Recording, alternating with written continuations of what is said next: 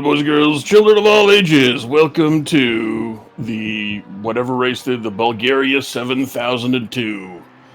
I am very attractive, and with me, as always, is Mr. Rolls-Royce pull-up black bar hop-out himself, Too Swole, Cole McCray. Mr. Rolls-Royce, I don't even remember what you said, and you said it just like 3 seconds ago. Correct. That was impressive. So, Tyler the Creator quote. We might have to have you have a word with the producer after this. Not sure we can say fun for all ages, given our propensity to use less than family-friendly verbiage sometimes. Informative for all ages. It is informative. That's we true. We will teach your kids some stuff. Once I wish we wouldn't have. Once I figure out how to censor stuff, we can say that. But I think YouTube kids might have a couple of words with us if we start saying that. Motherfuck, indeed. This is our, in case you couldn't tell, this is the GT Challenge Season 6 Round 3 at the Nurburgring. Unfortunately, we are not able to use the full Nordschleife because that would just be too much fun. But, Correct. You know, that's just how it is. We can only limit ourselves based on how much fun we can have. This is our, second sprint race, because, that's right, race 2 was a double long at Kailami when it was a monsoon.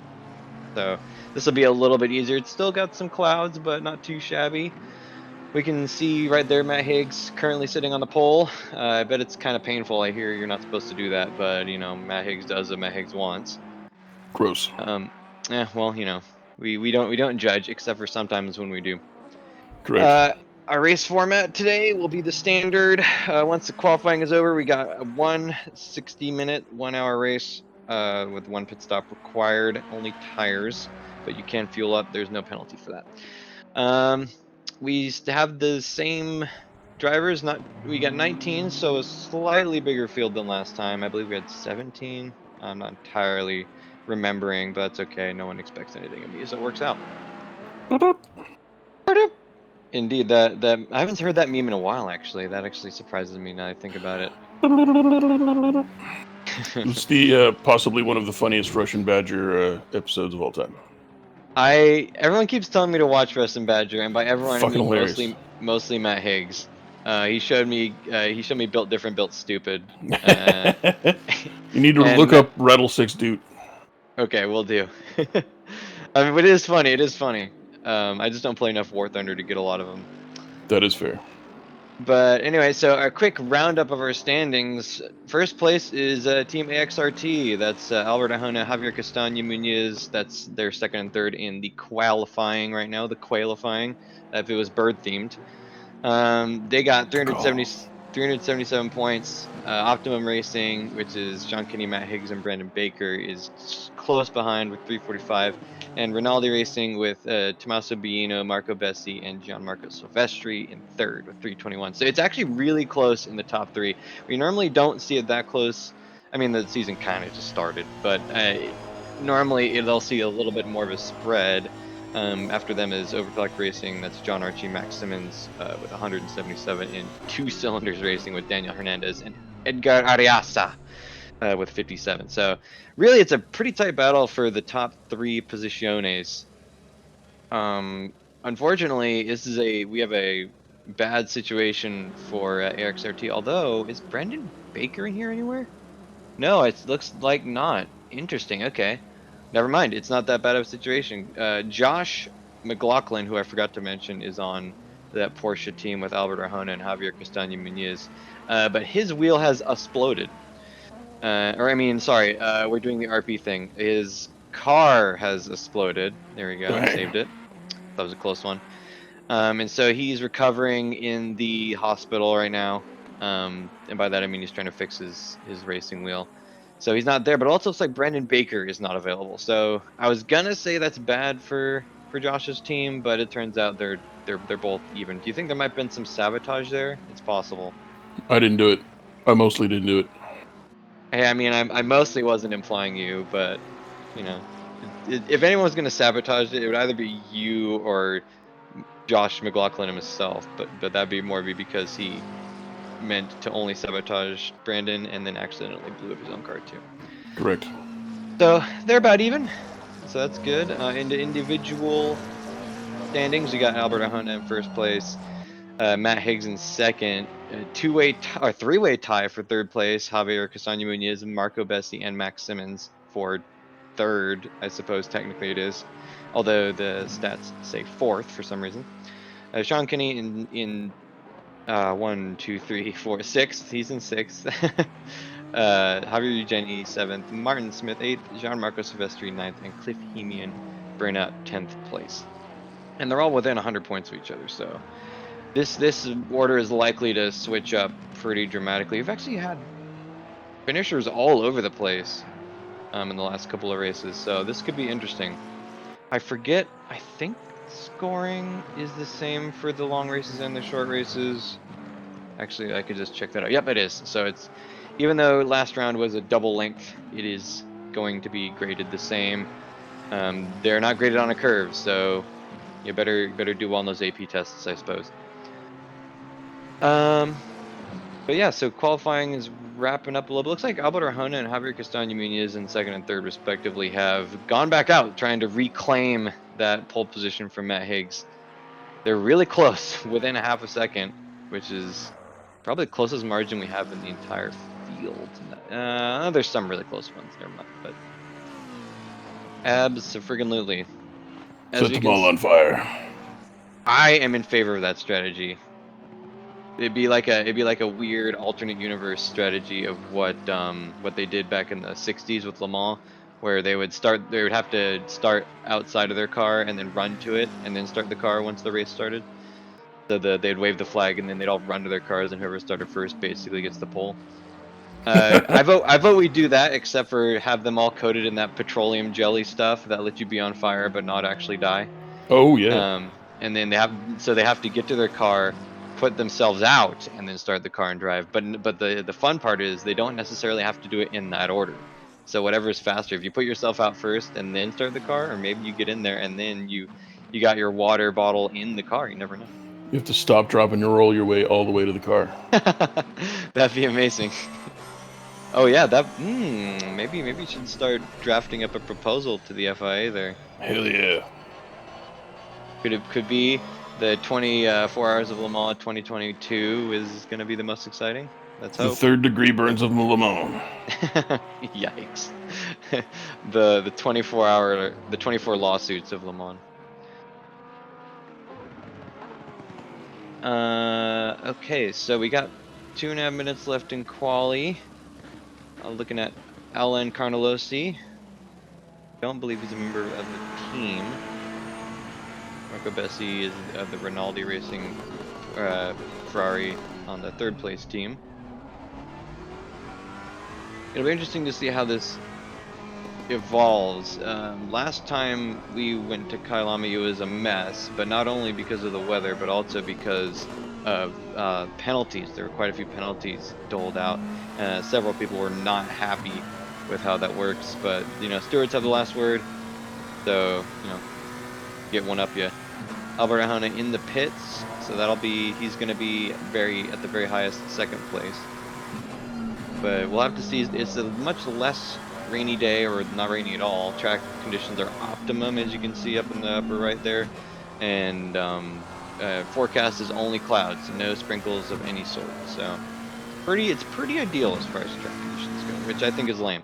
When are we gonna open up a pit to hell in the middle of the race and all the drivers have to avoid it or suffer for all eternity? Fucking Slayer starts playing, Circle Pit starts opening. Yes. I mean, some big tracks, Grand Prix tracks have like what do they call them? Ferris wheels. Like Suzuka is famous for having a Ferris wheel. I think Le Mans does as well. I think one of the attractions should just be like a mosh pit where they like do seances and stuff. Correct. Oh, Marty Missile in chat here reports that he is not getting any game video, which I can concur on. No game video. Uh-oh. We're still stuck on the ESR race org screen. Uh-oh. Oops, that's my bad. That's my bad. I forgot to change troglodyte. that. Yes, I am indeed a troglodyte. Thank you for the mention. I got a little excited, I suppose. In any case, at least the race didn't start yet. That's my excuse. I have that effect on people. I can confirm indeed. Thank you for the mention. Appreciate that. But yeah, so it's all pretty much set up unless Javier Munoz runs a blistering pace, which is possible. We can actually cheat a little bit and have a look-see. He is not having a great pace, but it's still possible. All things are possible through the power of mental illness. Indeed, yeah, I don't got anything else to say about that.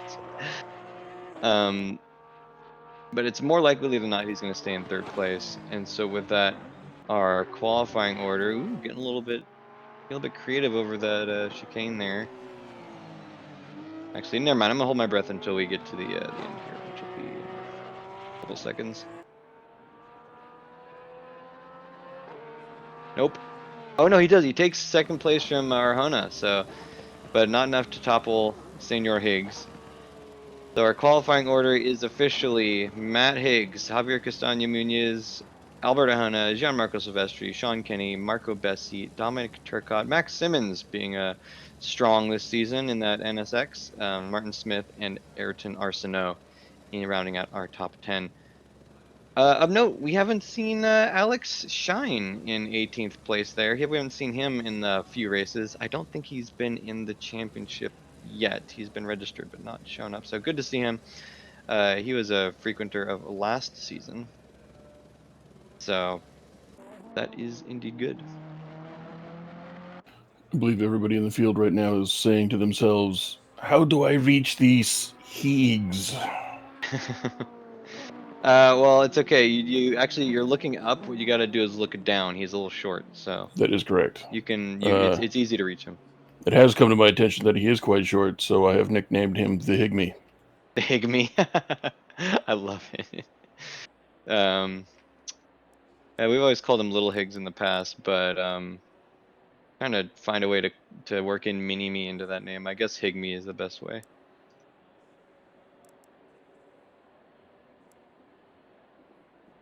So there's our starting order.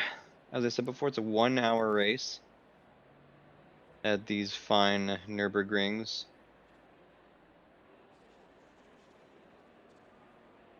It's almost unfortunate that we don't have any rain. That was really exciting last week, or last 2 weeks ago. The only one not to set a lap is Neil Sutherland, who I believe that he might not actually be racing because he is one of the organizers. And that would be cheating.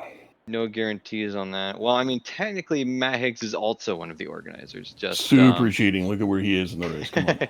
Hey, actually, yeah, you got a good point. I vote to ban Matt Higgs from all ESR series. From racing ever. From life. Well, not life. I mean, we can just put him out on an ice floe. Oh, that works too. Yeah. Let nature take its course. Exactly. We'll let the tides decide this. Poseidon shall rule your fate. Got some really interesting suspension setups going on. I don't know why there are some floating cars. We see what appears to be a Ferrari that's prepped for the Dakar 1000. I'm good for that. With all that ground clearance, that looks pretty good. We should do. I've always been pushing for the Krakow to Macau rally. Oh yeah. But no one's really listening. Yeah, well, I mean, that would be cool as that would be. Would that even be possible? Technically, where's Macau? Macau's in like southern China. Okay. It's one of those kind of independent yet not really things like Hong Kong and Singapore. Ah, yes. Okay. And Krakow's in Poland. Correct. That would be one hell of a race. Hell yeah. No pee breaks. That would be that'd be coast to coast, continental Europe to Asia, to Southeast Asia. How many thousands of miles would that be? I don't know, a lot. Google Maps, help me out here. No, not my current location to Krakow. Get out of here. I miss the days when Google Maps would, if you asked for directions to somewhere in the ocean, it would tell you to get like a canoe or something.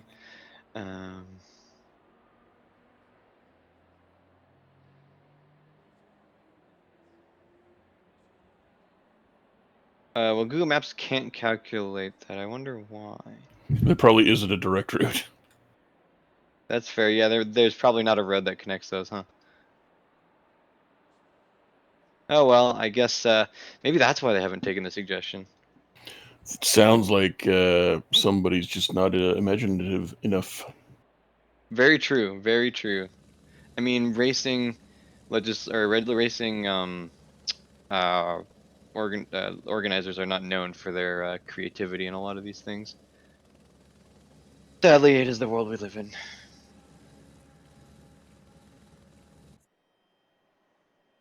Oops. I'm kind of interested. I don't think have we had a 5-minute warm-up period before? That's kind of interesting. Don't know. Seems kind of long. Normally it's like a minute and a half.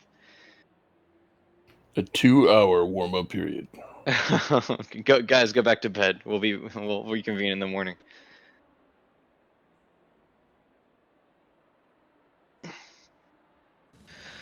Well, I am glad to be back in the booth here. As some of you may know who follow us ESR on YouTube, or any of the other medias, Matt and I did a commentary for the Swedish Hog Tid yesterday, which is almost, or I guess it was actually exactly a week late, because I've been dog sitting for a neighbor the past week, and it's been difficult to get back in the booth. So it is kind of nice to be back here in this chair and watching the race cars. Such as they are at this moment. Indeed. Well, for now they're race cars. I mean, in a couple of minutes they could become smoldering piles of ash, but I we do can only enjoy hope. what looks to be a big swatch of gravel along the side of the track there. That's interesting. Yeah, it's actually stubble, so the track is growing a fine beard. Very nice. Yeah. I think that's supposed to be marbles, which they call. I mean, it could be actual marbles, but normally the colloquialism is like, when the race cars go by and their tires are made out of rubber, and sometimes under stressful loads they'll like shed some of the rubber and they'll end up in little patches. I think that's a lot though. That seems like a lot of It seems excessive. a lot of rubber going on, and I'm kind of surprised it's all off the racing line. Well, that kind of makes sense. Okay, here we go. 3 seconds left in the warm-up. Looks like everyone's got their cars on. And either Neil Sutherland is starting from the pits or he is not racing. I'm inclined to believe it's the latter.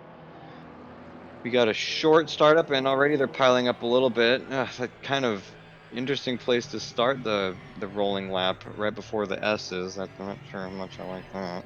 I think they should have to do the rolling start by pushing their cars Yeah, and then running and jumping in. No, it's, have their cars off in neutral, and they gotta run it and then catch up to it, and then put it in gear and bump start it. Mm-hmm. I'm sure that would go well. No errors at all. It looks like in 17th place we have an artistic lad. Let's it just says "Ree." I was wondering where you're going with that. And green flags are waving as we begin this race. Already, Matt Higgs already cheating. Yeah, well, I mean, we've established that he's cheated before the race even was thinking about starting. So correct. it's just how it goes. Oh no, a Ferrari Blitz. Marco Bessi spins Albert Hona and he just keeps pounding him. Oh man, there's believe we have an assassination attempt going on there. Oh, both Ferraris got involved. So it looks like Bessi spun Arjona on accident, causing him to fall to 15th place. And then it looks like that Silvestri might have got involved somehow and just ended up spinning. Although, well, no, Silvestri's still. Oh no, he's in 15th. So yeah, that's not so good. Oh wow, a dramatic start already. That is terrible news for basically everyone except for Optimum Racing, Matt Higgs and Sean Kenny there. Dominic Turcotte slotting into 3rd place.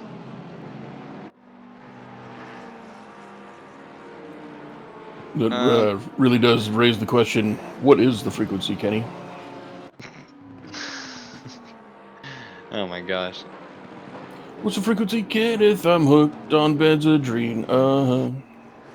I'm so glad I don't know the lyrics to that song. I don't. Yeah, I don't know. I know some of them, and the rest I make up. That's all we can ask.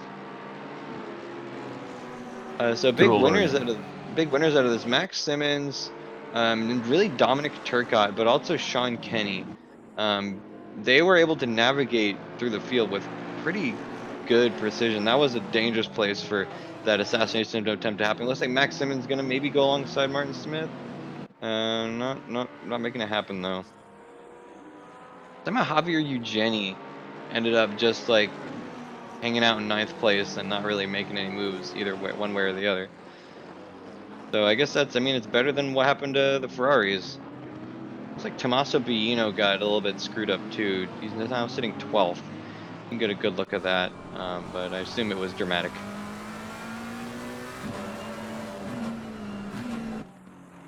Yeah, already we see Matt Higgs' cheating come bear some fruit. He's already almost 5 seconds up. Looks like Javier Muñoz is struggling in the first section. I wonder if he might have a little bit of damage. I don't think I see anything on his car, but it's not impossible. Neil Sutherland's so far out ahead they can't even measure the time. Yeah, well, he's even cheaterer than Matt Higgs is, so Using wall hacks, I see how it is. I wonder how if there's a way conceivably that someone could use wall hacks in a racing game to gain an advantage. I mean, there should be able to be. You just charge halfway through the track and cut through all of the infield and do half laps. Oh, I'm only might have. Oh no, we got a Lamborghini spinning. I believe that's Carnelossi. It looked to be of his own accord. No, I don't think I And think he's probably driving a Ferrari or a Lamborghini. ooh, Not an and Accord. Sean Kenny is deploying either some really bold team blocking maneuvers, or he's struggling to get that McLaren under control. Castagna Munoz behind is struggling to maintain pace. Also, looks like the McLarens are a little strong, but not ultra strong this time around. Oh, Castagna Munoz is taking the inside curves and getting spun! Woohoo! Oh, looks like Martin Smith was the responsible for that. Can we get a replay of that? Uh-oh. Let's come on. We can do this. I'm gonna give it a shot because that was bold. Yes. Okay. So here's Castagna Munoz following behind Sean Kenny with Martin Smith in tow. Martin Smith dives to the outside. It looks like. I feel we're gonna see what happens when he. Yep, he takes that curb, comes back in, and Smith can't slow enough. Almost takes out Boom. Max Simmons as well. So that is just unfortunate. What a disaster already for Team AXRT. I don't think Arjona has done any recovering yet as well, but it is well, it's gonna be rough to say the least. Where it is, Castagna Munoz ends up in 10th. So that is no bueno. It could be more bueno than previous. It could indeed. That's not too difficult to imagine, I think.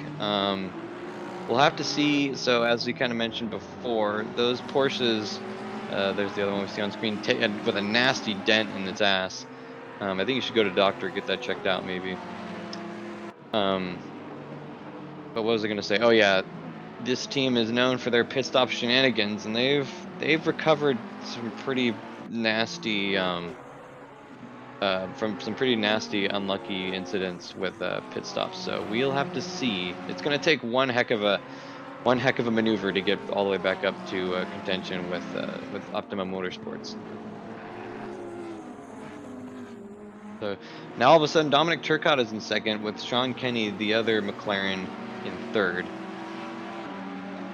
So I'm just more and more I'm believing more and more that there's some shenanigans going on. Those McLarens are looking shifty. Matt Higgs. Do you think Neil Sutherland is executing anything from behind the scenes, like behind the curtain? Oh wow, you got a McLaren off. That's not Sean Kenny? I believe that's Alex Shine. Can't exactly tell. Oh well, but yeah, do you think there's any shenanigans? I don't know. Neil Sutherland is looking awfully shifty in the pits there. He's I don't know if I trust him. All I know is that Max Simmons will not pit. It's true, but he is in fourth, so he came really close to disaster when I believe it was that Bessie? No, it wasn't Bessie. whatever it was, that Ferrari spun Castagno. He came really close to getting clipped by that incident, so he got really lucky. Wonder if he realizes how lucky he got. But it's actually not impossible. Dominic Turcotte is pretty far behind Matt Higgs, but Kenny, Simmons, Smith, and Arsenault, and even Eugenie are really close behind. It's not inconceivable that we could have like a 7-way battle, which I'm all in support of. What was this about Evgeny Nabokov? No one should do that ever. No backing off. No, no, no. Possibly Bays. Nah, nah. Nah, yeah, nah, yeah, nah, Mike. Yeah, nah. Yeah, nah. Nah, yeah. I've been trying to get Josh McLaughlin to say that on stream, but he refuses to. Just say nah, yeah. When every time you get him to say nah, yeah. No, not even that. I would take either at this point, but no, he's just I don't know. He thinks he doesn't like the way I do his accent or something. I don't know. There's probably a reason for that. Nah, You're either yeah, really horrible at nah, it or yeah, the nah. best at it. It might be too accurate for him to tolerate. I choose to believe that. If you're watching, Josh, you better come to terms with your insecurity, dude. Correct. You just gotta admit it. Meanwhile, Dominic Turcotte is still under fire from Sean Kenny. It looks like he's slowly but surely catching back up. One thing I do want to watch though is 12th place. That is the camera not behaving. Come on. All right. Well, we're not gonna watch it. I wanted to watch Albert Ahona because he appears to be in a pretty good fight with Tommaso Bellino. But oh well. Maybe one day.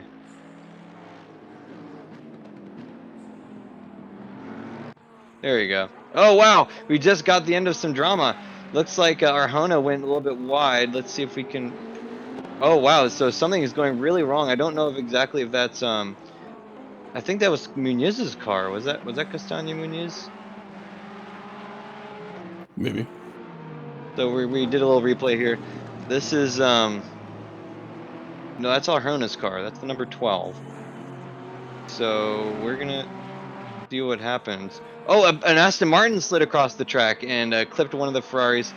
That was, but it has to be unrelated. No, it looks like Muniz just ended up going off of his own accord. Ooh, a bad day gets worse for that team there.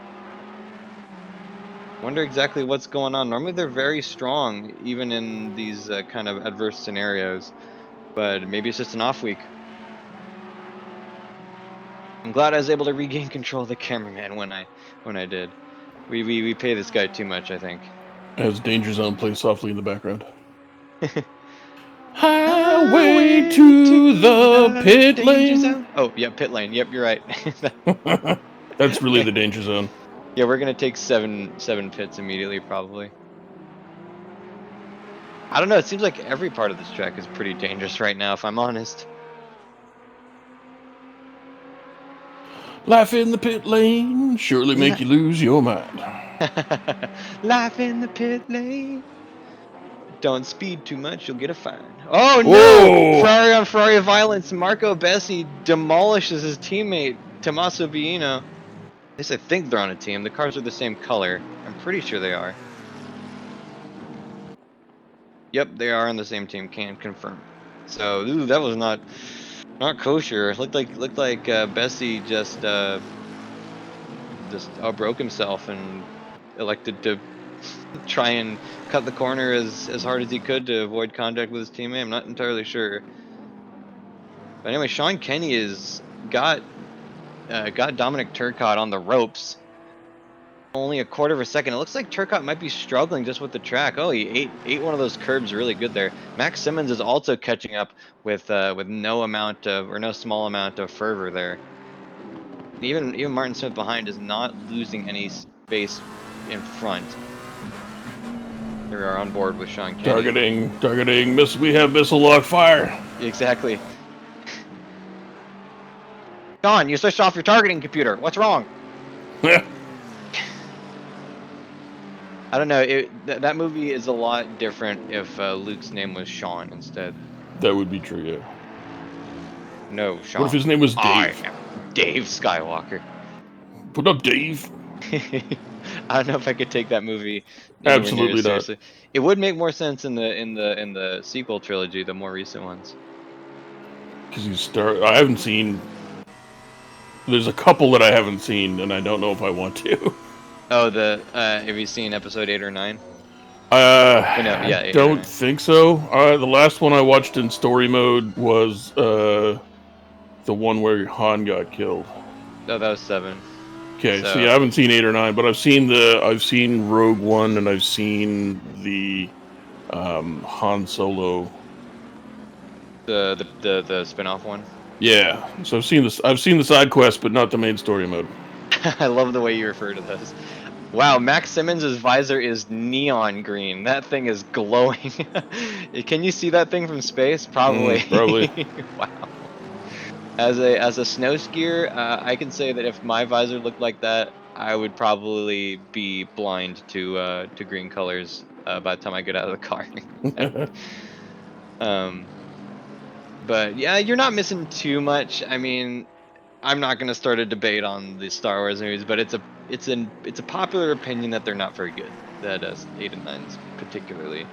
I really don't like them, but eh.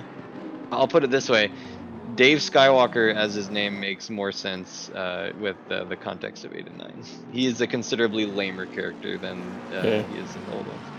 Yeah, I heard your boy Mark Hamill was not thoroughly impressed. Oh yeah, he hated the way they took the character, and a lot of people agree, myself included. Looking at the race real quick, it is getting really, really intense for Dominic Turcotte. He's not able to shake Sean Kenny, and Max Simmons and Martin Smith both are right up his crev there. Shake, shake, Um, shake. there's Shake, shake, there shake. Shake Sean Kenny. shake Sean Kenny. I was gonna wait to hear the variation there. Shake your Mercedes. We're gonna have to see because I don't know. I'm smelling an explosion in the near future. I'm seeing one of these guys missing a braking zone. Track is still optimum conditions, relatively warm with only clouds. And I guess parallelism takes into effect here because Tommaso Bino is facing a similar problem with Jeremy Reeder, Spencer Taft, and Alex Shine all breathing up his collar. So we could have and we also got Carnelosi and I believe Silvestri behind making some moves on each other. Ugh, it's getting dangerous a little bit, and I'm all about it. It's time for some pistons to start flying through some hoods and possibly crashing through windshields. That's all I ever wanted really. In Formula One, they have a thing where okay, so we got Spencer Taft going on the outside of Jeremy Reeder. The next corner will be a left-hander though, and looks like Reeder just gives him the position. That was very courteous. Boo. But anyway, in F1 they have a thing where if you're within, I believe, a second from a car ahead, you basically have a boost button. That's not how it works, but I just don't want to explain it. In certain positions or at certain points on the track, you can basically give your car a boost in a straight line. What if we implemented that, but instead of making your car go faster, you just give it like a jet ram or something? Uh-oh, Alex Shine, ooh, getting really out of control. I think he might have spun there. We will strap a cruise missile to the top of your car. You can either fire it or use it for propulsion. All the above. Yeah, just release it and becomes a weapon. Or maybe some like, I don't know, like a laser that shines into your opponent's rearview mirror or something. That'd be pretty funny. It'd be really interesting, especially if it's just a laser pointer that you have to hold and aim as a driver.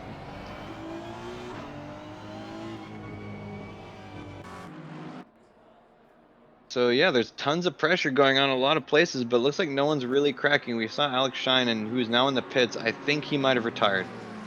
I don't know if that would have been enough time to get back to the pits. He might have called it quits on that. He must have invested well to retire so early. I like that. I'm gonna use that from now on. This is a bummer. I haven't seen Alex in a long time. He used to play Wreckfest with us, and he hasn't been on in a while. Well, I heard that he's in jail for several international incidents. Ooh, international incidents, huh? Indeed. That'd be fun. There was that thing in Morocco. Oh, I remember that thing. Yeah, the thing with the guy. World War II. Oh. Are we on World War II already? Dang, how time flies. World War 17, new this weekend. Shout out to Back to the Future 2 with Jaws 27 or whatever. Hell yeah. I would rewatch that movie. I've seen Back to the Future 1 1,000,000,000 times, but I haven't seen the sequels in forever. Oh, I've seen them all, but I haven't seen them since I was a kid, and I don't remember being that terribly impressed, so I never went back. Well, I mean, Back to the Future 1 still absolutely holds up. It's still a fantastic movie. Awesome. I remember that 2 and 3 weren't as good. I mean, in fairness, how do you make a movie that can compete with Back to the Future 1? Like, Well, I mean, hoverboard and self-lacing sneakers. That's true. I mean, that would definitely be cool. But I don't know, the movies just aren't as good. But I kind of haven't seen them in so long that I wonder if they still even hold up. Couldn't tell you. I'm either. Oh, we had a lot of cars going across the screen. I wonder if they all survived. Looked like there was a nope. Just kidding. I thought that Ferrari of Martin Smith in the background was sideways, but he turns out he is not. We got a yellow flag somewhere. Not entirely sure what's going on there. How can you tell? Because so up in there where it says race, the bars next to it are yellow. That means I don't know. I'm literally looking around for a flag somewhere, going, "Huh?" Well, in theory, in this game they have them waving like on the side of the tracks in places, but they're pretty hard to see. And I normally have the game running on my other computer too. I normally have 2 instances running, so I can have a map open, seeing what's going on where. But Forza Horizon 5 is coming out tomorrow or day after tomorrow, and I didn't have enough space for it, and I wanted to pre-download it. So I said, of course, I had to go. Sorry. Dang. Oh yeah. Man, I today was very pissed off at a video game. What happened? Oh, Porsche spun. Is that looked like Arjona? Oh no, a terrible day gets terribler. More terriblest. Indeed. Well, I mean, in theory, it could still get worse. Actually, that's true. Castaño Muñoz has made his way all the way back up to 9th, so he's theoretically still in contention for a top 5 or top 6 position. It can always get worse. You could be on fire. Would that be worse or better? Depends on your point of view. If That's very you're true. Protesting, I guess better. Anyway, you said you were pissed off at a video game. Oh yeah, so I'm playing Far Cry 4 again, like you do. I noticed, yeah. And I actually paused it like 3 hours ago, and I still have it open. I just remembered. Your boy flashing the lights. I like that. Yeah, he's not very happy for some reason. Maybe he's just trying the business. He's trying to give him the razzle dazzle, get in his head a little bit. So Ubisoft being Ubisoft fucked up. Goobersoft. Yeah, good old Boobieslough. Fucking fucked up. So I didn't know this, but if you play a new game, like you just start a new playthrough, it will basically zilch out lots of stuff that you don't get access to. Wait, what? Really? Yeah. Like forever? Yep. So you have to basically delete all game saves and then hope that it works this time. Like achievements and stuff, or what? Like items? There's quests you can't get, like side quests you can't get because you've already accomplished them, and therefore the new playthrough thinks that they're already accomplished. What? Yeah, and there's whole like minor parts of the game, like these death squad caravans that come through that you're supposed to be able to blow up, and these are directly tied to your skill tree because you have to be able to like, you know, do one race. Destroy one of these Wrath caravans. You know, you have to do these things to unlock actual skills. But they won't ever load because Ubisoft is so dumb they can't... there's no second save slot. So you can't have two different... You have to literally delete your whole game to play a new game. The scourge of modern gaming. Yeah, not having Fucking 18 stupid. million save slots. Yep. So what I did was I did a lot of forum searching and found out all about like this guy. One of these guys is like, oh, go into your x86 and find this and go in here and there's this weird fucking folder and you go in here and that's where you delete everything. So I decided to take a much more professionally technical approach, being a professional technological person. Technologistically. And so I only deleted the contents of the folders that were old, like anything Yeah. prior to September. I just went into the folders, deleted the contents, Because you didn't and even want that anyway. I did not. I'm not. The game internally has already wiped that shit out. I can't access it anyway. Who cares? Yeah. So, and then I restarted the game, and lo and behold, I was able to. I got at least part of what I want. I don't have the little death care. Ooh, that looked. No, speaking of death caravans, That's funny. As soon as we got on this conversation about Far Cry, there's just been shit happening all over the place. Jeremy Reeder went off. We saw Tommaso Bino almost demolish John Barker there. We saw Albert Arjona go off, get some damage, and is actually now in the pits. I wonder if he might be retired. It looks like Alex Shine got out of the pits. He's not actually retired as I previously thought. He just got a tow. And Sean Kenny was getting really up in there, up in Dominic Turcotte's business. So that's a brief recap of the last 6 or 7 minutes, because of course when we start talking about other stuff, that's when all the fun like action happens. So anyway, your Far Cry 4 story. so basically the end of the story is that I've got back the ability to actually do some of the things, but I still haven't seen those death caravans that. And I'm wondering if I haven't played too far through the game that they don't show up anymore. Well, it's So, possible. I mean, how far yeah. I mean, you could probably just you know, restart the campaign again, mayhaps, and complete it again. Sure, Or I that's mean, how just. long would that take? Yeah. I mean, I'm like 70 hours in, Oh so yeah, never mind. I'm not doing that. The Yeah. only skill, the one I want to unlock in the skill tree is the ability to melee heavy dudes. So like heavy gunners or whatever. Oh, okay. I'll just have to make do with shooting them in the fucking face angrily.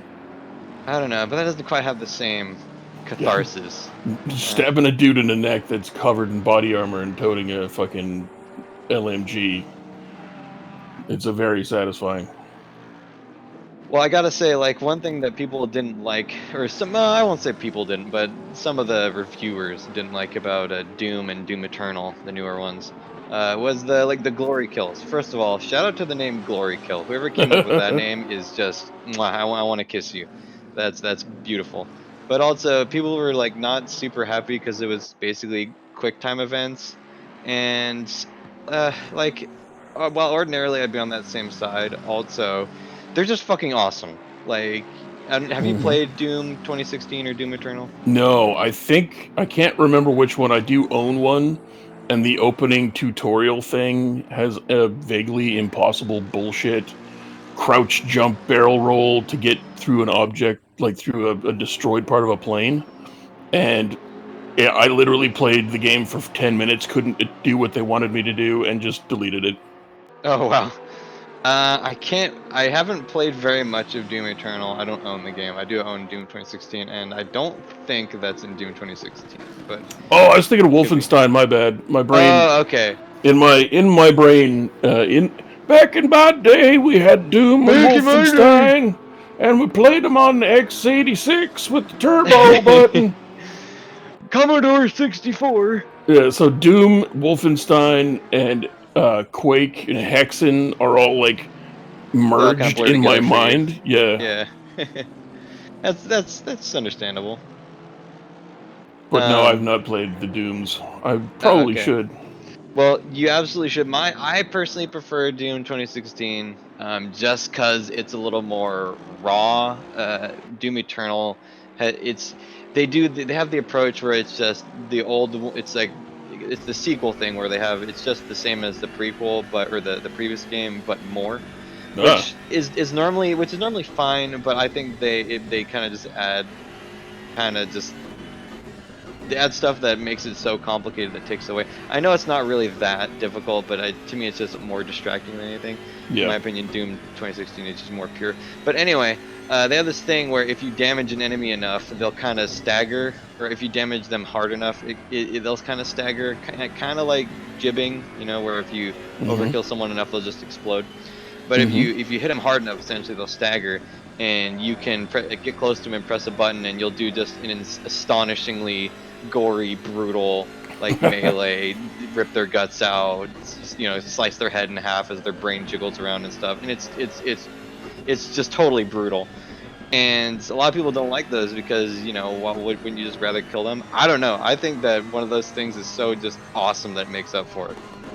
And I would agree. Ooh, Tommaso Bino. Wow, Gianmarco Silvestri and Tommaso Bino. These guys really like not being friends with each other. I don't know if there's some internal team struggle going on. These are the two ladies that show up at the party. They're wearing the same outfit.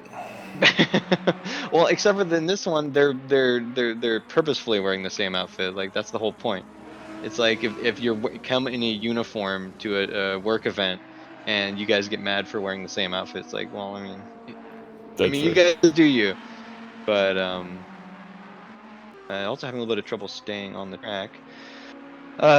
Before I forget, pit window is opened a couple minutes ago, so we're gonna get our official get into the pits, go the fuck to sleep.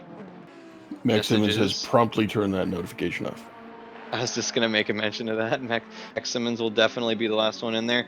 Tommaso Bino diving in. But what was I saying?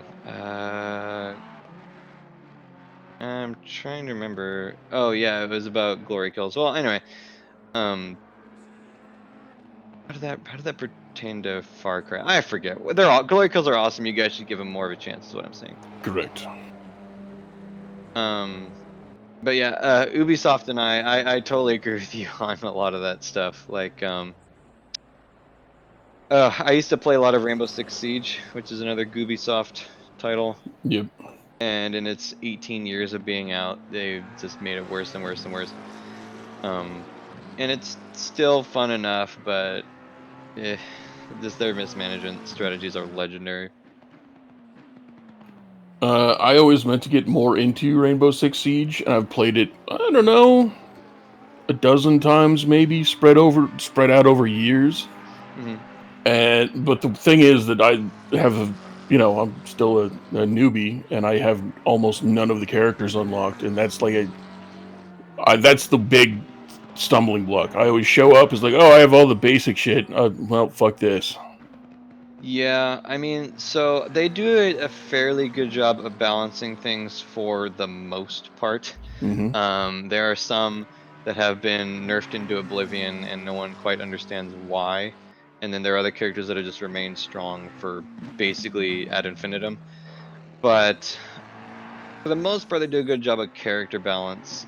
I just don't like it anymore so much because they've done their best to like turn it into Counter-Strike, which is fine. And by that I mean they just like they go all in on the esports. We're gonna be like uber competitive, just no ifs, ands, or but about it. We're gonna like and they changed a bunch of their maps to being basically like paintball arenas for and their whole thing is that it's for gameplay. It's easier to notice this window and that sight line and blah blah. And I'm like, but it doesn't feel like a cafe anymore. It feels like I said, paintball arena. And of course, even though the game's like 12 million years old, there's still dumb bugs that come up all the time. And that's Ubisoft for you. Yep, that's pretty standard affair. Max Simmons in second place. And there's no one really behind him that's... Oh, well, Dominic Turcotte and Sean Kenny, never mind. I was going to say, no one really behind him that is threatening him for that has pitted. So, never mind, I take that back. How far is he behind Matt Higgs? Probably 26 feet. Yep, that's it. Making a nice little move on Jeremy Reeder. It's getting dark, which is not something I anticipated. It says 8:19 p.m. I've never understood if that timer is the... like race time. I think it must be, because it can't be local time, because it's 2:10 p.m. right now where I am. So yeah, interesting. We haven't had a really late race in a long time. But yeah, so basically What's that? Good. I was gonna say, in terms of late races, I've been doing nonstop nighttime events apparently for the last couple weeks. Oh, really? Yeah, it's been like it's dark. Okay, what do you think of this livery? It's dark. What, you don't have it memorized already? Come on, Byron. God, I don't have anything memorized. What do you think what do we think I get paid for here? You get paid? No, Damn, I've been given some alcohol, but I mean that's about it. well, that counts. I was gonna say I'd have to word with Martin if you were getting paid, because I am in fact not being paid. oh my, But yeah, it's been weird. Like I don't know if there's a schedule or a rotation or something, but there's been a lot of night races lately. yeah, that's possible. So the 3D speed that I think just wound up a couple of days ago. That last round was a night race. I'm pretty sure based on the what I've seen of it. What else have we had? The multi-class was not night, but I mean, it makes sense. Like some people have a pretty big fascination with night racing. It can be kind of cool. It is cool. I like it. I think it's cool indeed. But if you want me to identify paint schemes in the dark, it's probably not gonna happen. That is totally fair. Fortunately, most of them are pretty recognizable, at least by what you're looking at. Now being able to tell which car is who. Oh my gosh. On Saturdays we've been doing you probably seen the Swedish hug-tid racing. I've Still seen the don't know what title, that. and I've made Yes. many jokes in my brain. Yeah. Still don't know what that means. Oh, trust me, I have too. But It's kinky Swedish stuff. the one dumb thing about that series is that it's a one make series, so Oh, every race there's only one car. And regardless of how many, color paint scheme options there are, there's only so much you can do with that. And last race there were two, and they were and both of them were like basically identical blue. So it was just, we got a bunch of spins. Martin Smith. I think we also saw Jeremy Reeder go around. Not entirely sure. Um, but yeah, all the cars are blue, and so I basically just made no attempt to know what was going on at any given point. As we predicted, Max Simmons, the last one to pit. Spencer Taft, I think, got in just a couple of seconds after him. We should start awarding bonus points for stupid things like that. I've been Last. mentally doing that for years. Well, good for you.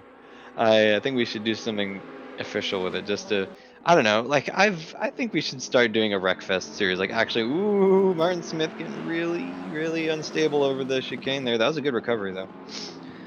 But yeah, I think we should have a full Wreckfest series with points and stuff just to be stupid about it.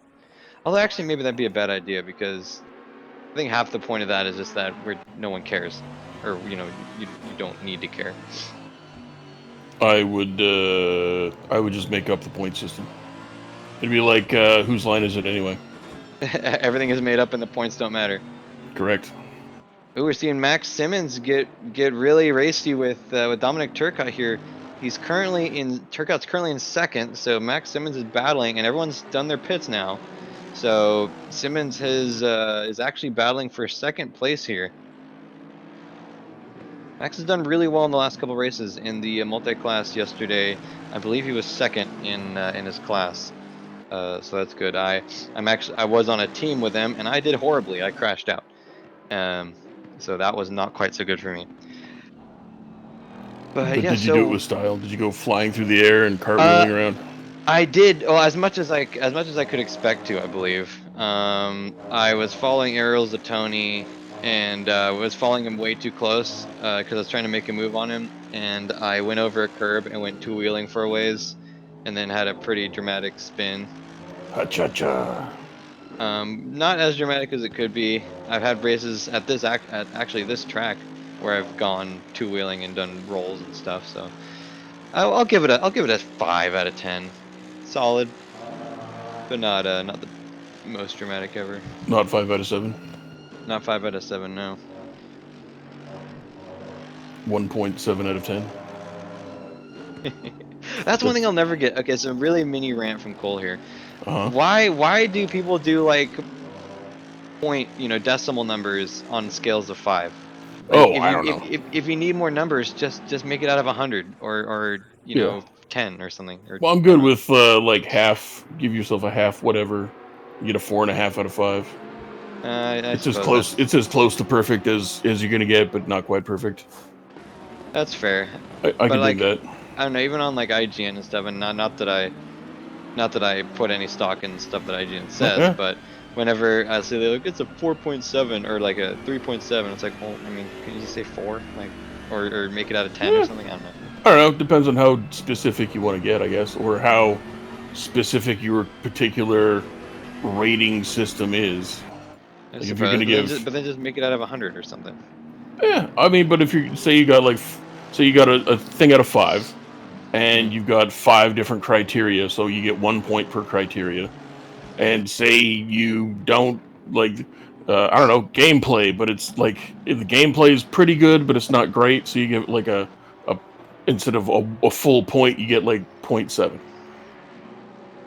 Yes, but then like instead of making that, I don't know, maybe it's obviously I'm just being anal, and it's not like this really matters at all. But if it Yeah. was if it was me, I'd be like, okay, so if it's like a 7 out Yeah, of well, I mean, you could it's a just point easily 7, scale just that make right up to like a out of 50.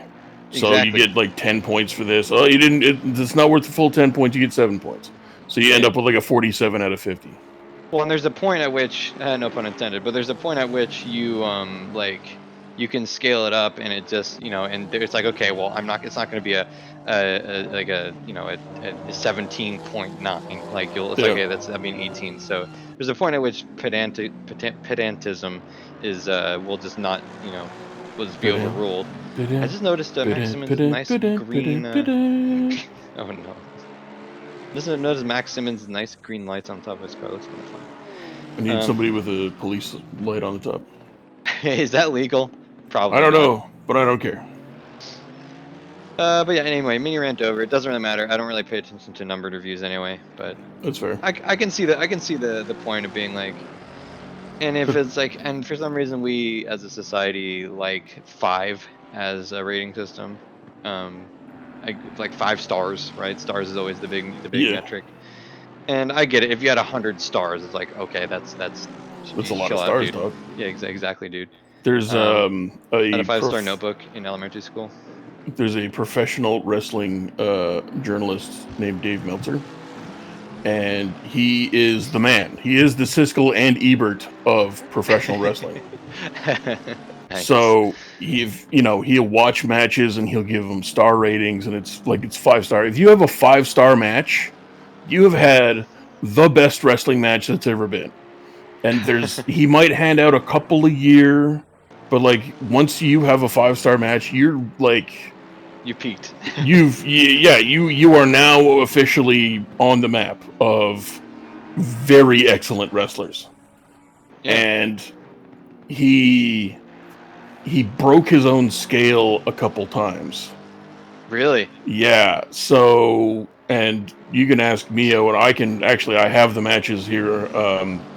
Might have borrowed them off the internet, but I paid for the pay per view. I watched them live, guys.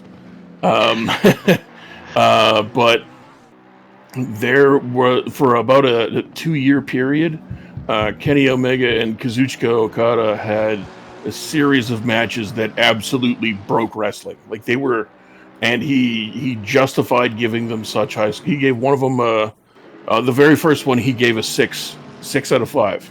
6 out of 5. Wow. Yeah, because it was flat out. Mio and I are watching this live, losing our shit, asking each other, "What the fuck are we watching? What is happening right now?"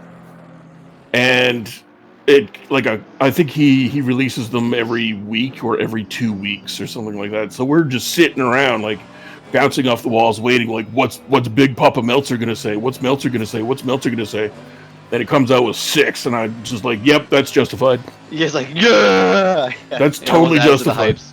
Yeah. And then he gave the next one like 6.5, and he gave the next one I think 7. And it was just, and then I think he gave one more match that had involved Naito, and I don't remember who. These are names you don't have to remember. Oh But no, I'm not gonna.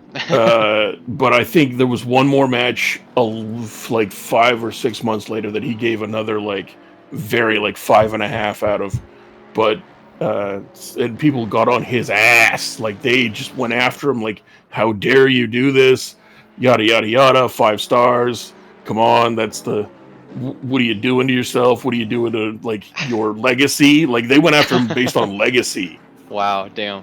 Yeah, and he's like, listen here, and he got tired of it. He wrote up a big post. I don't remember what most of it said, but it boiled down to, you're never going to see this again. I'm never going to see this again. The circumstances, the storyline, the planning, the talent, the 2 once-in-a-generation, once-in-a-lifetime talents coming together in the same place at the same time and peaking at the same time and being able to do all of these things, it will never happen again.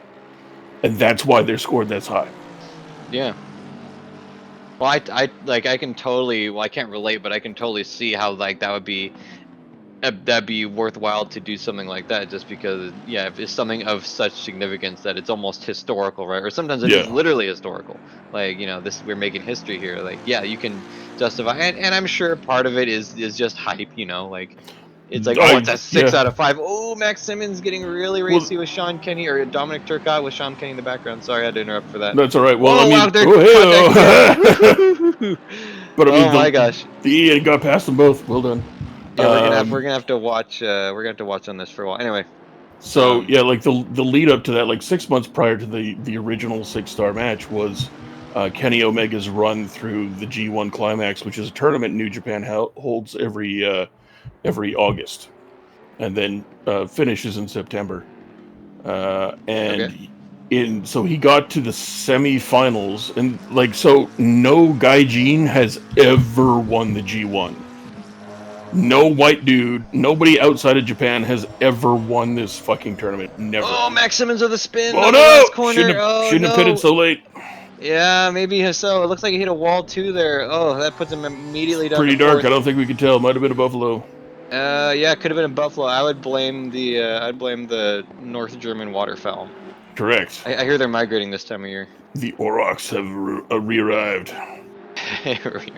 But anyway, no Gaijin has ever won the G1. Yeah, so like no white dude had ever won, and this tournament's been going on for 20, 30 years.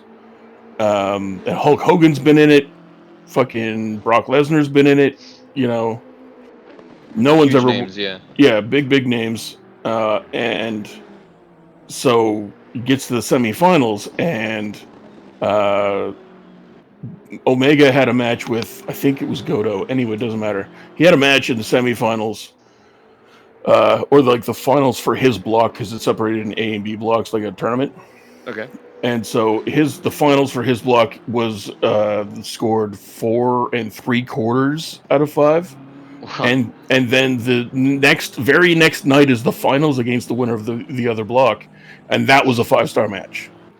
Wow. So you're talking about a flat out all-time incredible match, followed by a match that's even better than that, and then the winner of the tournament gets the challenge for the title. And so, like, and it's making history as well. Exactly. First Gaijin to win that tournament, and that leads into Wrestle Kingdom, on New Year's Day. So going from September to New Year's, and they have the match that I was talking about, and then about 5 months later, they have their second match, and it was, I think, almost a year later they had their third match. So the fact that no one got hurt, like no one was out with an injury for forever. Oh yeah, that's a good point. Like that alone makes the whole crazy scenario fucking incredible. Kind of ridiculous. Yeah, exactly. And then, on top of that, there's the insane like quality of the match and stuff. Yeah, and and you're talking about Kenny Omega does speak Japanese.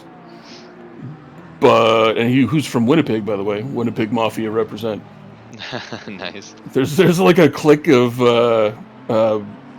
wrestlers from Winnipeg. There's Omega, Chris Jericho, and your boy Cyrus the Virus, aka Don Callis, who's a manager.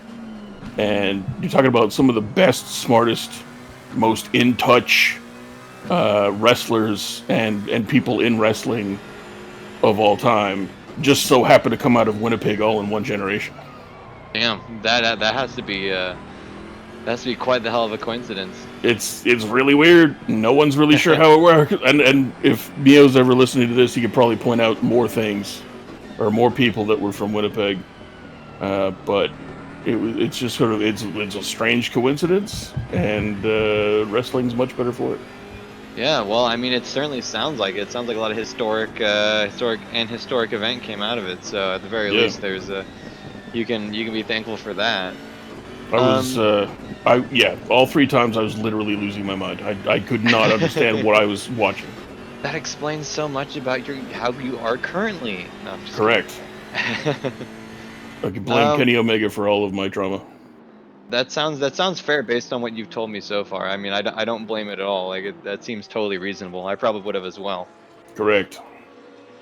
But back to the race. Looks like pretty much everything has kind of dissolved a little bit. We got Carnelossi in the back there battling with Jeremy Reeder.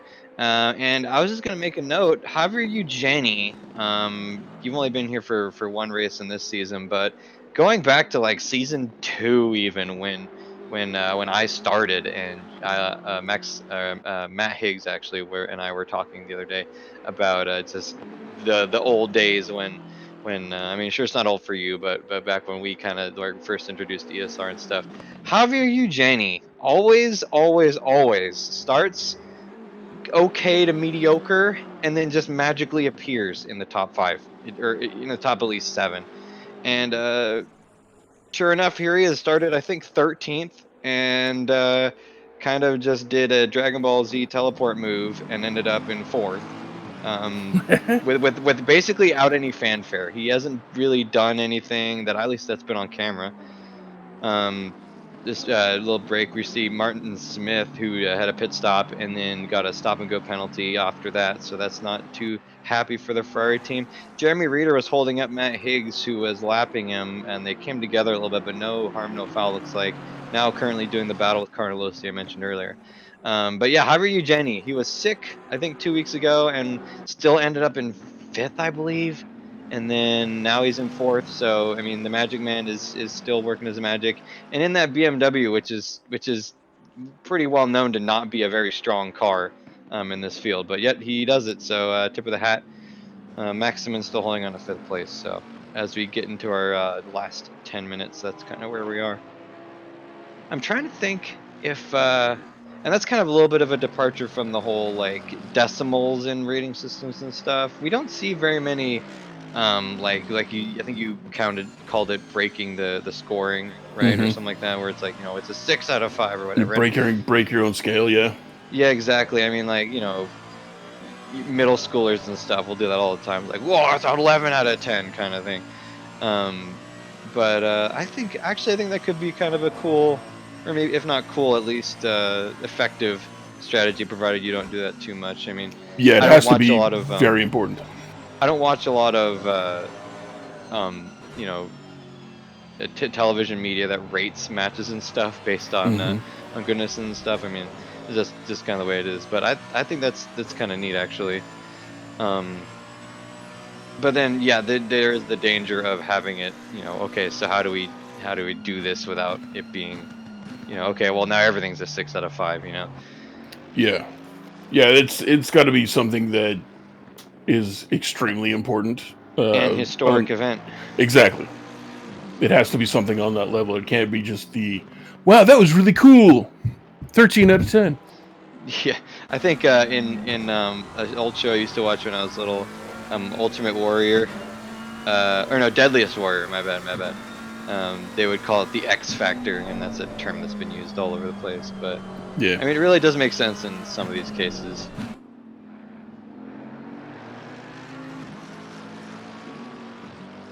So, looks like everything is kind of settled out. We've only gotten Sean Kenny versus Dominic Turcotte going on in the standings right now. We'll have to see how that develops. Javier Castaño Muñoz has actually made his way back up into 6th after having that off there where he fell down to 11th. So good for him. That works out pleasantly. Maximin's actually ended up ceding the position to the Porsche driver. I wonder if his car ended up being damaged at all. I didn't see anything, but that's also because it's like dark. I mean, we can get darker. Oh, absolutely. Insert off-color joke here. Well, it's especially off-color because the darkest color is black. None more black.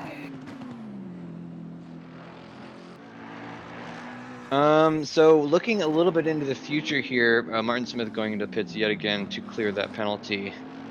Where we currently sit, it does not look great for AXRT.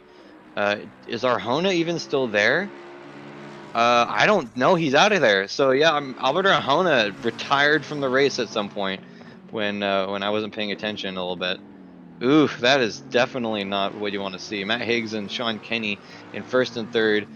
Javier Munoz in fifth, but without his teammate Alvaro Arjona, I'm kind of curious what I think he might have just gotten frustrated because you can in this series you can finish pretty far back and still get healthy points. I think we would have been in 18th, and 18th gets almost 50 points. I'm pretty sure. So what the fuck? That had to be a pretty big. I know exactly. So. Actually, let me pull up this scoring sheet. Yeah, so P1 gets 102 points. At least they have so far. But let's see. Yeah, P18, so the last possible position we've had so far, it gets 49 points. So that had to be quite a frustrating maneuver for Arjona. I wonder if they're going to have a little bit of a team conversation after that. Get yourself together!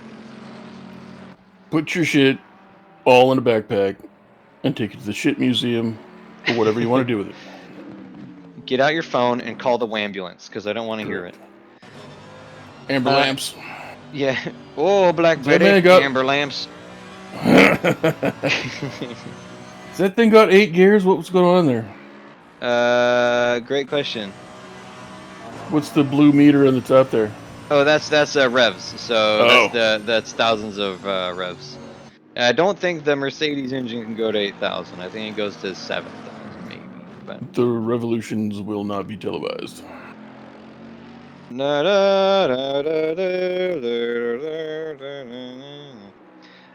But talking about the scoring again, I'm a little bit perplexed. I forgot that these positions were worth so many points. I'm kind of surprised. So Josh McLaughlin, who's on AXRT, his wheel isn't working, or I guess I said his car wasn't working.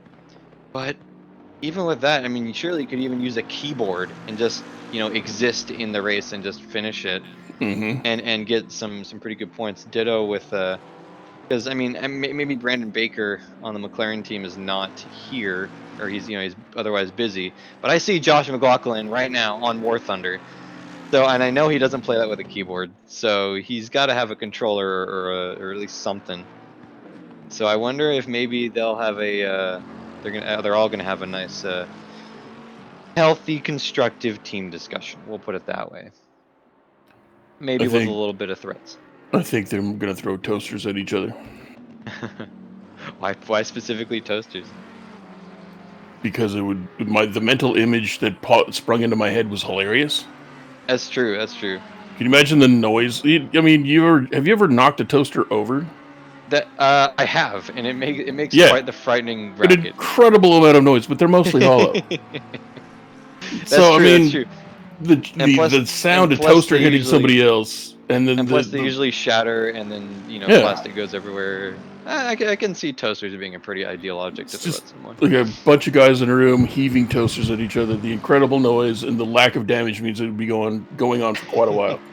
I choose to believe that every team just has like a tote full of toasters, and that's like in case of team fight, break this. This is how we solve team disputes. I kind of almost imagine like remember those old telephones that had like number pads but still had like the handset that was connected to them and stuff. You mean phones? Well, yeah, old, but I mean we have younger members in the audience probably. They might not know how phones worked. Motherfucker, when I was a kid, they still had rotary dials. Damn. I mean, the pin pad thing was around, and it was cool, and it was new and exciting, and you didn't have to... And so they existed. They were definitely around. But I think my grandparents still had a rotary phone until I was Oh, like mine absolutely 15, did. 16. Wow. I know my They grandparents still had a rotary telephone. They didn't use it, but it existed. Oh, it was used. I knew how to dial a rotary phone before I really. Well, I learned how to dial that rotary phone before I learned how to use the keypad, the thing Wow. no one's used to Wait. anymore. I was gonna say you knew how to dial a rotary telephone before you knew how to push the button that corresponds to the numbers. Yeah, because when I spent like half my formative years on the farm with the grandparents, and I think probably the first time I needed to call anybody was somebody in my family, and the grandparents were like, "Well, just dial."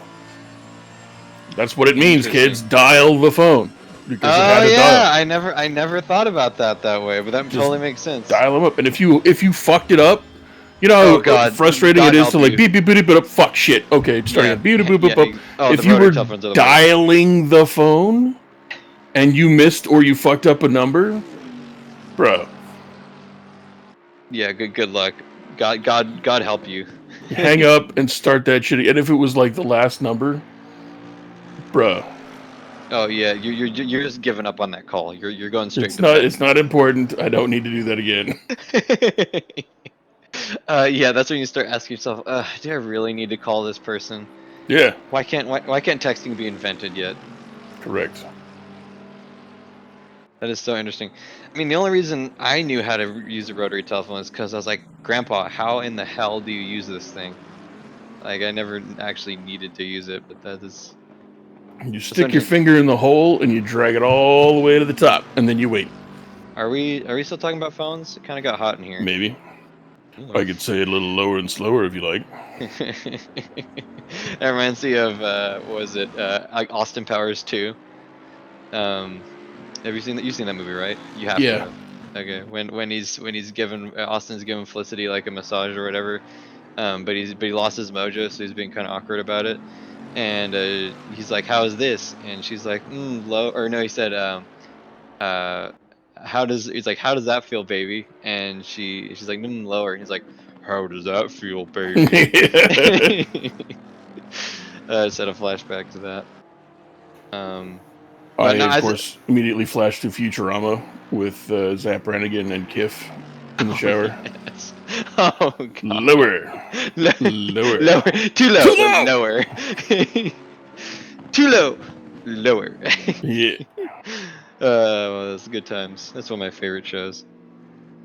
But I was just imagining the sound of throwing those like uh dial pin pad phones, but that still had like the mechanical ringer. You know that like that because those always make the fun sound when you hung up, right? Because if you hung up hard enough, it would like activate the ringer a little bit. ding. Yeah, Yeah. exactly. So I just imagine you throwing one of those at a person. The Oh thing is that'd God, probably that'd do more. suck. It would do more damage than a toaster for sure. That So those things weigh like 10 pounds, dude. yeah, exactly. I mean, but if you missed in that shattered, it'd make a fun sound. It would indeed, although it might just go through the fucking drywall. That's true. It might end up in the yard. Yeah, through the window, kill the dog. Now you're really in trouble. Ugh. Yeah, it just keeps on going into the next house. That's what people in the firearms business refer to as over-penetration. Or in the world of tanks business. Correct. Can you overpenetrate with a telephone? That's the question. Yeah, you just got to throw it hard enough. Get you a trebuchet. I've seen those videos on YouTube of people like loading baseballs into compressed air cannons and firing them at random objects at like 900 miles an hour. Very satisfying in slow motion. But I do wonder what the effective velocity you'd have to have on a rotary telephone in order to get it to do something like that. Also, what is the airspeeded velocity of a laden sparrow? Unladen swallow, yeah. Oh, swallow! Fuck! Shit! Fuck! Fucked it up! Get out of here! You're fired. I'm fired. Burn the witch! Anyway, just as I noticed, Matt Higgs has won. The race is over. Checker flags are waving. Cheater. Matt Higgs has been able to cheat his way up into first place for the entire race. I would act surprised, but we all know I'm not. Do you think he needs a booster seat to see over the steering wheel? Definitely. He also needs blocks of wood on his feet to reach the pedals. High-heeled clogs. Platform plugs. Matt, I will give you 10. I will give you 10 Canadian ruples to race the final race in clogs. Hell yeah, he's got just some Gene Simmons boots. Oh yes, Matt, I'll give you 20 Canadian Drawmere to race him in Gene Simmons boots. And 25 if you do it in full makeup. I'll give you 50 if you do it in full makeup. Wow, generous. And I don't even have any Canadian money, so it's extra inconvenient. I have to go get some. That sounds like an adventure. It sounds pretty terrible, but I'd be willing to do it and if Matt could like live stream the whole race, I'd do it. I'd give him $50. Indeed. Canadian, not American. Super chats for every tongue muggle. That would be something. But yeah, as we see, there's the race is finishing up. Before we lose all our results, because it happens whenever people start leaving, because this game is kind of dumb like that. Matt Higgs in first place, followed by Dominic Turcotte in second, Sean Kinney in third, Javier Eugeni pulling out fourth place of his best result so far, I think. Javier Castaño Munoz clawing his way back to fifth, Max Simmons falling in the last second to sixth, Ayrton Arsenault in seventh, Spencer Taft eighth, John Barker ninth. He was battling with James Butler for a long time, and I'm thankful that they left each other's presence so I don't confuse their names again like I always do. Gianmarco Silvestri in 10th, Carnal Listing 11th, Tommaso Bino 12th, Jeremy Reeder 13th, Marco Bessi 14th, Martin Smith 15th, and that's all I'm going to say. So you can just look at the rest yourself. Alan Special shout Carnelossi out to says President Todd. Taft. Yes, we didn't talk about at all. Yeah, isn't he the one that Oh no, it was Willard Fillmore that invented the soap on a rope, right? Could be. Wait. Taft was the fat one, right? Yeah. He had. There's something about him that like he had like an extra huge bathtub or something. I don't remember. But yes, so that is our race. With that, there's no doubt in my mind that Optimum Racing will catapult above AXRT.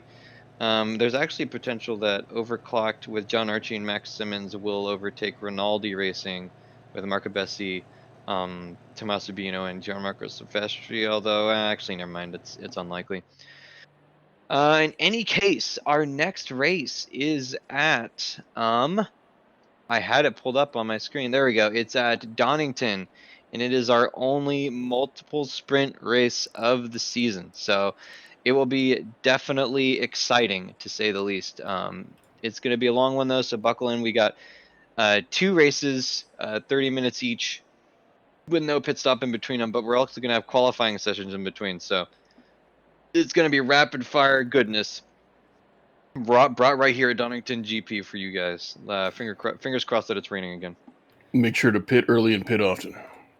Exactly. Words to live by. Words to live by. If you guys like what you see, join us. ESR-race.org. We do this stuff all the time. We have everything from like I said earlier, Wreckfest to just total no stake stuff. We do BeamNG sometimes. We have a dirt rally championship going on now. Race room for every skill level. Even if you don't like racing, just come on down and say hi to us. We will love to talk to you and just talk about racing, cars, computers, anything you want. You like popsicles? We'll talk about popsicles. Matt loves popsicles. Oh, not the Herbert. But if especially Matt Higgs, if you like popsicles, talk to him and give him a wink. He'll know what you mean. He's got a nice shiny nickel in his pocket. Well, I'll get down here, you son of a bitch. Any case, that's all I got. Byron, do you have anything for us? Buy low, sell high. Buy low, sell high. Words to live by. Better buy up all that. Was it Shiba Inu? There's a new cryptocurrency floating around. Really? They're They've about to run replaced out. Dogecoin already? No, they haven't replaced it. There's just another one that's got the exact same mascot. So hooray! Nice. Just when you thought the world couldn't get any more confusing. Anyhow, I've been Cole McCray. That's Byron Dierksen. Oops, can I say your name on this? Well, it's too late. Yeah, I don't care. Okay. And just don't give out my address. Good thing because I don't know it. Excellent. Yet. Anyhow, it's been great. Look forward to seeing you guys next time. Peace out.